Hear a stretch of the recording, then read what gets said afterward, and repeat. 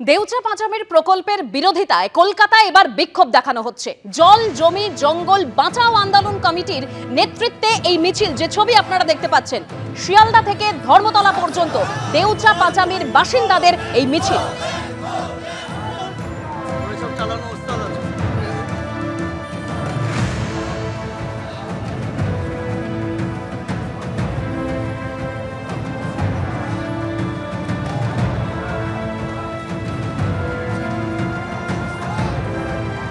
মূলত দাবি হচ্ছে আদিবাসীদের জল জঙ্গল জমি সেই অধিকারটাকে সুনিশ্চিত করতে হবে।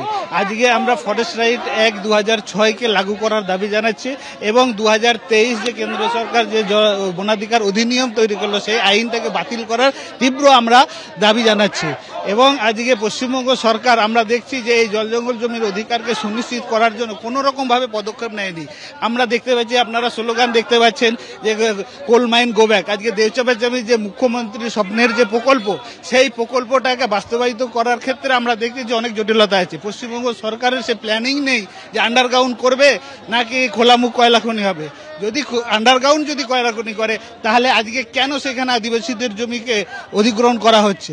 এবং আমরা দাবি জানাচ্ছি যে পশ্চিমবঙ্গের মুখ্যমন্ত্রী উনি পরিষ্কারভাবে স্বচ্ছতার সাথে উনি প্রকাশ করুক এই প্ল্যানিংটা কি আছে। গতকাল তমলুক, আজ রামপুরহাট, জেলায় জেলায় বিক্ষোভ কর্মসূচি শুভেন্দু অধিকারীর। রাজ্য জুড়ে সনাতনী সমাজের ওপর নির্যাতন ও অত্যাচার চলছে, এই অভিযোগে আজ বিজেপির অবস্থান বিক্ষোভ। সরাসরি কথা বলবো আমাদের প্রতিনিধি শিবাশিস মৌলিকের সঙ্গে। শিবাশিস,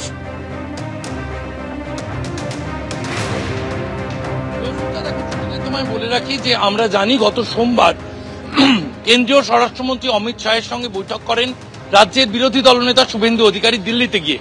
তারপর তিনি সাংসদদের সঙ্গেও একটি বৈঠক করেছিলেন সুকান্ত মজুমদারের বাড়িতে। এটা সোমবারের ছবি। বুধবার থেকে যে ছবি দেখা যাচ্ছে, বুধবার বারুইপুর, বৃহস্পতিবার তমলুক এবং আজ শুক্রবার রামপুরহাট।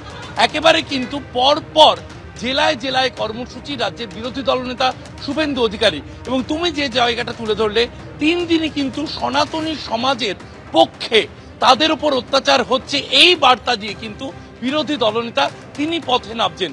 বারুইপুরে তিনি নেমেছিলেন, যা দক্ষিণ 24 পরগনার অন্তর্গত। কাল ছিল তমলুক, পূর্ব মেদিনীপুর, আজকে রামপুরহাট, বীরভূম। এই জেলা, 3টি জেলাই কিন্তু রাজ্য রাজনীতিতে বিশেষভাবে কিন্তু গুরুত্বপূর্ণ। এবং এর আগে বহুবার আমরা শুভেন্দু অধিকারীর মুখে শুনেছি গ্রাম দিয়ে শহর গিরতে হবে। গতকালকে তমলুকের যে মিছিল, সেখান থেকে তিনি বার্তা দিয়েছেন অন্তত 180 আসন তাদের লক্ষ্য 2026-এ পশ্চিমবঙ্গে পালা বদলের উদ্দেশ্যে। এবং সেই জায়গায় দাঁড়িয়ে কিন্তু দেখা যাচ্ছে একেবারে অমিত শাহের এই বৈঠকের পর নতুন উদ্যমে জেলায় জেলায় কর্মসূচি নিয়ে নেমেছেন রাজ্যের বিরোধী দলনেতা শুভেন্দু অধিকারী। এবং যে ইস্যুটা, যে জায়গাটা তুমিও প্রথমে তুলে ধরলে, যে সনাতনী সমাজ, এবং গতকালকে কিন্তু আমরা এই প্রশ্ন করেছিলাম শুভেন্দু অধিকারীকে যে আপনি কি আরো একবার হিন্দুত্বে শান দেওয়ার চেষ্টা করছেন। এই প্রশ্নের উত্তরে কিন্তু শুভেন্দু অধিকারীও তিনি বলেছেন যে আমরা বাধ্য হচ্ছি।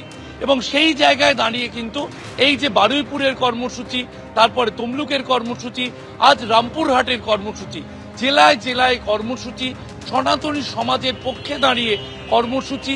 এবং সেই জায়গায় দাঁড়িয়ে কিন্তু নতুন এজেন্ডায়, নতুন লাইনে বিজেপি এগিয়ে চলেছে 26-কে সামনে রেখে, এমনটাই মনে করছে রাজনৈতিক মহল।